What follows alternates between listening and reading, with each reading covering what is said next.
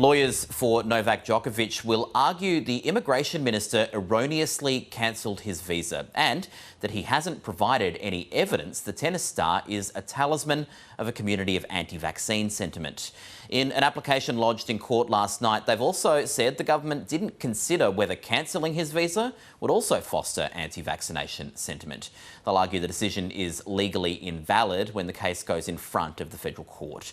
Our reporter Kate Ashton joins us now from Melbourne Park for more. Hey, Kate, so we've heard some of the arguments from Djokovic's lawyers, but the government's reasons for cancelling the visa have also this morning been published.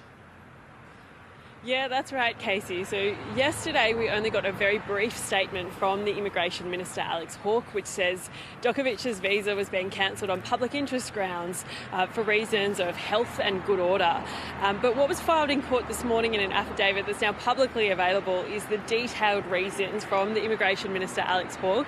Some of these include that even though he acknowledges that Novak Djokovic himself is likely to be only a small or minimal risk to the community, as he has, recently recovered from COVID and isn't a huge risk of reinfection, but he is likely to stir up anti-vaccine sentiment in the community.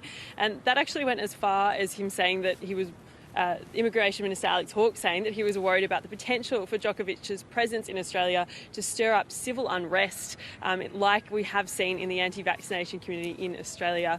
So these detailed reasons have now been made publicly available, and the argument as well that Djokovic's lawyers will make when they return to the federal court tomorrow is basically that reason is irrational. They say it's illogical and it's unreasonable. And as you mentioned in the introduction, they also make an argument that the deportation or detention, possibly, of the number one tennis player could also stir up those sentiments as well and contribute to some civil unrest. So really quite dramatic reasoning that we've seen filed in the federal court today. And these papers have been published today, Kate, after a brief administrative hearing this morning. What came from that? That's right, Casey. So many were hoping that we would get sort of more clarity about what exactly is going on with this case and whether Djokovic might be able to play on Monday when the Australian Open starts. But it was fairly administrative in nature. Basically, one of the main things that came out of it is that the proper hearing will be at 9:30 a.m. tomorrow. There were some other sort of administrative agreements about which court would be hearing it. But one more thing was that Djokovic's lawyers want the case tomorrow to be heard by the full court of the federal court. So that means 3 judges instead of 1 judge will make a decision on their application. That was opposed by the lawyers for the Immigration Minister. So the judge is yet to make a ruling on that, and we're expecting to hear something on that soon. And what's the latest on Novak Djokovic? Where is he? Is he in detention?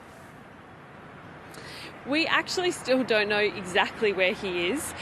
Based on what was said at the court hearing last night, the late hearing last night after that announcement was made by the minister to cancel his visa, he had an interview with immigration officials at 8 o'clock this morning, and after that he was to be taken into detention.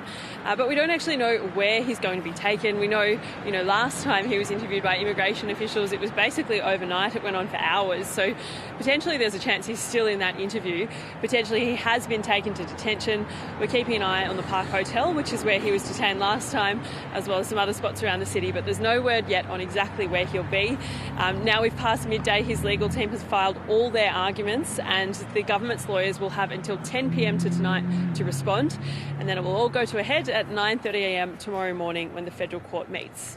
Reporter Kate Ashton in Melbourne. We'll let you get back to those several hundred pages worth of legal documents. Thank you.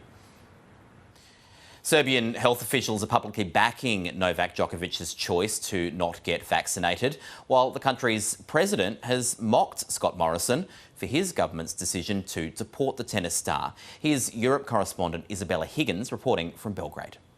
Here in Serbia, residents, health officials and even the president have thrown their support behind Novak Djokovic. President Alexander Vucic accused Australian Prime Minister Scott Morrison of harassing the tennis star and not respecting the rule of law. If you wanted to ban Djokovic from winning his 10th trophy in Melbourne, why didn't you send him back immediately? Why didn't you tell him that it's impossible to get a visa for your country in the first place? Why are you harassing and persecuting him?